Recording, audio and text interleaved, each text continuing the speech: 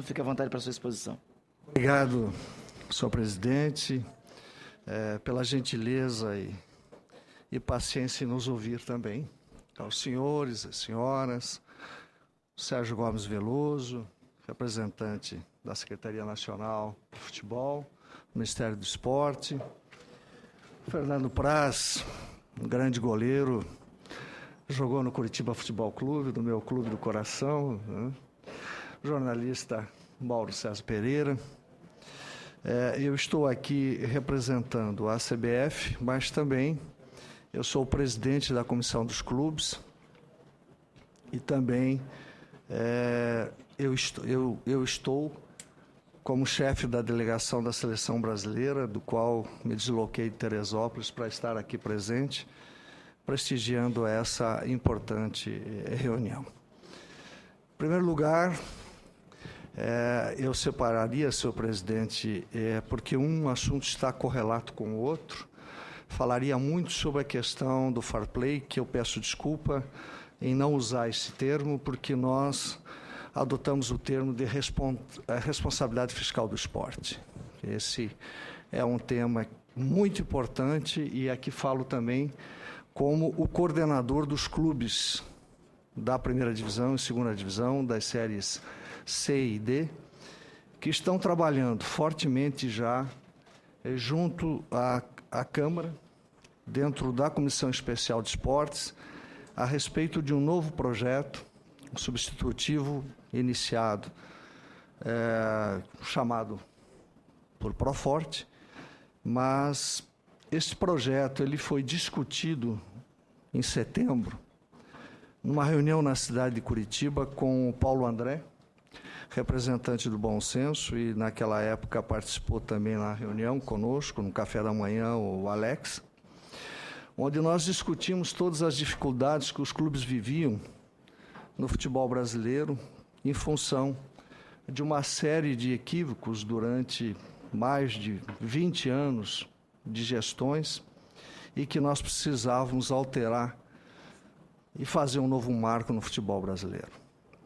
Daquela reunião, saíram mais de 12 temas de sugestões e ideias que foram, ao pouco, sendo absorvidos pelo próprio bom senso e pelos clubes também, porque o interesse dos clubes é muito próximo aos interesses também dos jogadores de futebol.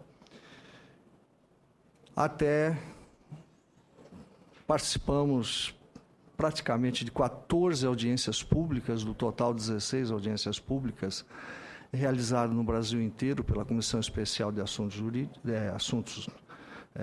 do Esporte da Câmara Federal. E hoje nós temos um substitutivo redigido pelo deputado federal Otávio Leite, que se encontra aprovado na comissão e, evidentemente, não foi a plenário ainda para apreciação dos senhores deputados. Esse tema, senhor presidente, é um tema muito importante porque ele é um marco regulatório e uma mudança substancial no futebol brasileiro. Nós sabemos de que existe uma série, dentro desta proposta, de mudanças que vão dar uma nova visão da gestão do futebol no Brasil e, principalmente, a responsabilidade deste novo marco zero que nós temos que definir no futebol brasileiro. Dentro desses aspectos, nós temos o que nós chamamos de disciplina da regulamentação da relação dos clubes, visando uma gestão profissional, transparência, credibilidade e responsabilidades. Porque nós entendemos, os dirigentes de clubes também, de que não adianta apenas o alongamento dessa dívida com seu efetivo pagamento. Ela tem que ter penalidades muito próprias em relação a essa responsabilidade. Porque no futebol brasileiro, de uma forma geral, lamentavelmente, nós tivemos alguns modelos que não funcionaram. Um deles foi a Time Mania, que lamentavelmente os senhores sabem, de conhecimento geral, havia uma proposta de uma arrecadação de mais de 500 milhões ano, hoje ela não passa de 200. Os clubes acreditaram de que isso seria uma receita importante para o saneamento das dívidas, e nós sabemos que a Time Mania não resolveu. Outro aspecto importante, por que nós achamos de que o alongamento da dívida tem que vir com a punição? Porque senão nós vamos voltar ao momento anterior de se fazer a confissão da dívida, fazer o alongamento da dívida, e em seguida os clubes, por força de um apelo da arquibancada, acabam simplesmente voltando ao estado de inadimplência que hoje inviabiliza o futebol brasileiro. É lamentável, mas a situação dos clubes hoje, ela está inviabilizada. Os clubes só não estão falidos porque não são pessoas jurídicas, são entidades sem fins lucrativos. E o futebol hoje amarga esse sentimento dentro do campo que nós vemos hoje. Um futebol pobre dentro do Brasil, espetáculos muito ruins, e nós não vemos uma expectativa de melhoria se nós não tivermos, primeiro, uma responsabilização, uma visão muito clara a respeito também das mudanças que a Lei Pelé terá que ter. Hoje os clubes formadores são punidos. Temos uma figura de intermediação hoje dentro do futebol que é terrível, que são os empresários. Muita gente está ganhando dinheiro no futebol e os clubes estão falidos. Se os senhores analisarem hoje o percentual de direito econômico dos clubes, a média dos 20 clubes do Brasil, da Série A, não deve passar de 20%. 80% está na mão de investidores e empresários. Isso é uma anomalia da lei que tem que ser mudado. Não adianta você pegar um menino de 12, 13 anos e fazer um trabalho e quando chega a 20 anos você perde para o empresário. Nós estamos hoje fortalecendo seleções fora do Brasil. Nós temos jogadores hoje que não vestem mais a camisa da seleção brasileira, simplesmente jogam em outros países, fortalecendo esses outros países, porque não temos uma política efetiva de valorização da base no futebol brasileiro. Então, essa questão da responsabilidade fiscal do esporte, para nós, dos clubes, e aqui eu falo como o presidente da Comissão dos Clubes, ela é fundamental no sentido de darmos um marco zero e uma nova visão a respeito de uma gestão efetiva, responsável de todos os clubes no Brasil, o que vai, com certeza, melhorar a qualidade do futebol, vai dar mais transparência. Teremos que trabalhar dentro de orçamentos efetivos, com responsabilidade desses orçamentos. E nós sabemos que a Europa, por exemplo, levou 3 anos para adaptar o fair play financeiro, vocês sabem. Vocês estudaram essa matéria aqui, nós temos representantes do bom senso também. E nós temos que ter esse marco zero aqui no Brasil e não há nenhuma possibilidade de fazer um parcelamento dessa dívida com o efetivo pagamento se ela não vir com uma responsabilização. Se ela não tiver a responsabilização, lamentavelmente o futebol vai continuar nessa situação que está. Então, senhor presidente, senhores presentes, os clubes defendem fortemente a responsabilidade fiscal do esporte, vinculada a uma legislação extremamente forte, à punição em relação ao cumprimento das obrigações e responsabilidades. Essa é a posição do presidente da Comissão dos Clubes, é a posição de todos os clubes do Brasil e também com a concordância da CBF em função de que essa legislação terá que ter algumas atribuições que têm que ser vinculadas às competições e elas terão que ser obrigatórias. Essa é a posição que os clubes defendem e que a CBF tem a concordância também. Então, essa é a primeira parte que eu estou falando rapidamente sobre a responsabilidade fiscal dos clubes. Em relação ao calendário, nós levamos, evidentemente, a sugestão das próprias propostas do bom senso. É claro que é uma proposta, é uma forma de diálogo que nós temos que ter, porque assim como os jogadores estão preocupados com a questão do futebol, do bom futebol, Os clubes também estão e a CBF também tem, que organiza os campeonatos hoje do Brasil. Eu ouvi alguns comentários a respeito do modelo do Brasil. O Brasil é um país continental. É incompatível com o modelo europeu. Isso não há como nós adaptarmos o calendário do Brasil com o modelo europeu por uma circunstância muito óbvia. A situação das férias regulamentares de julho e agosto da Europa não são a mesma situação do Brasil.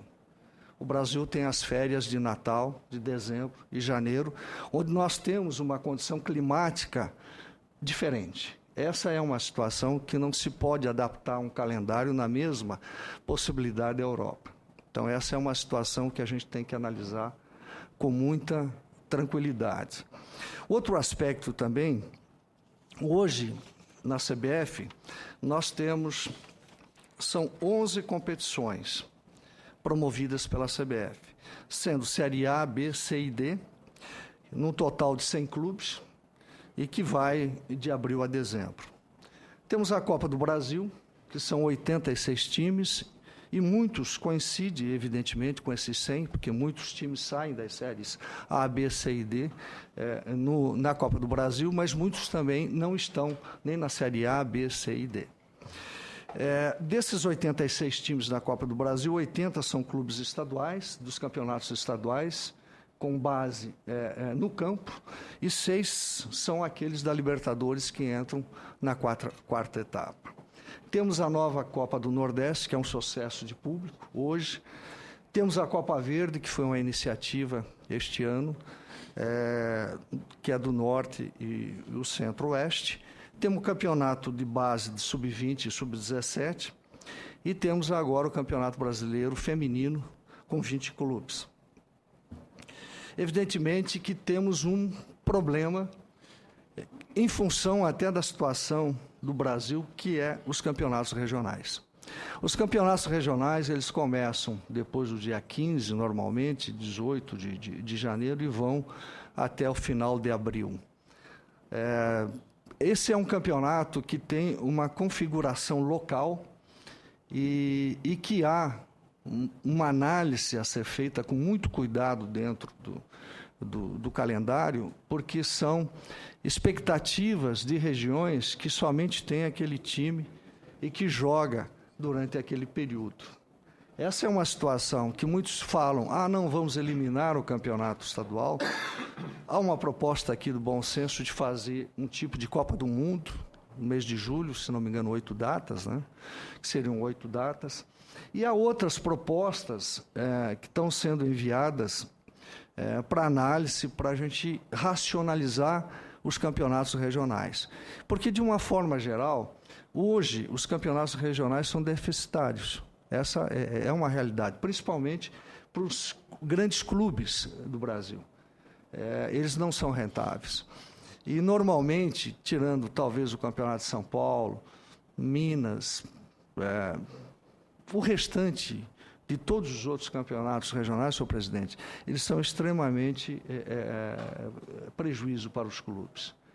Então, nós temos que achar uma solução também para isso. Essa é a grande questão do calendário.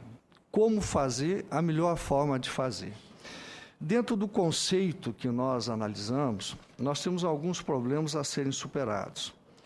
O primeiro é a viabilidade econômica, porque os senhores sabem de que uma visão muito clara, o futebol brasileiro hoje, se não me engano, tem 19 mil atletas registrados.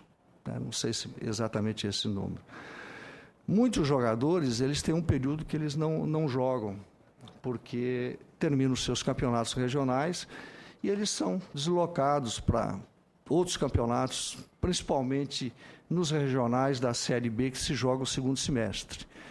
A Série B dos campeonatos regionais jogam o segundo semestre. Muitos clubes colocam esses jogadores em times da Série B para subir a Série A dos campeonatos regionais. E muitos jogadores, evidentemente, acabam ficando sem trabalho. Essa é uma situação real do Brasil dentro do futebol e que nós, de uma forma inteligente, temos que achar a solução para isso. Evidentemente que o nível de investimento Num campeonato, você tem que ter um time de futebol hoje, 20 atletas. Normalmente, os times de primeira divisão têm mais, em torno de 30 atletas. Mas vamos colocar aí 18, 20 atletas. Muitos meninos da base complementam esses plantéis, esses times menores. Mas há um custo de deslocamento, há um custo de comissão técnica, há um custo de hospedagem, há um custo de arbitragem. Isso tudo tem que ser levado em conta dentro de uma mudança de calendário. Nós não podemos simplesmente mudar um calendário e não estabelecer a regra financeira de quem vai pagar essa conta. Porque o senhor sabe que a televisão investe hoje no futebol brasileiro, por ano, senhor presidente, em torno de 2 bilhões por ano. Isso direto aos clubes.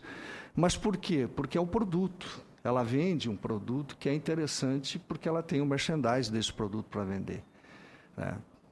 Evidentemente que essa definição dentro de um calendário tem que estudar também esse aspecto da solução de como fazer essa parte financeira. Há algumas sugestões interessantes aqui da proposta feita pelos jogadores, através do que eles chamam de bom senso, que tem que ser avaliadas, evidentemente.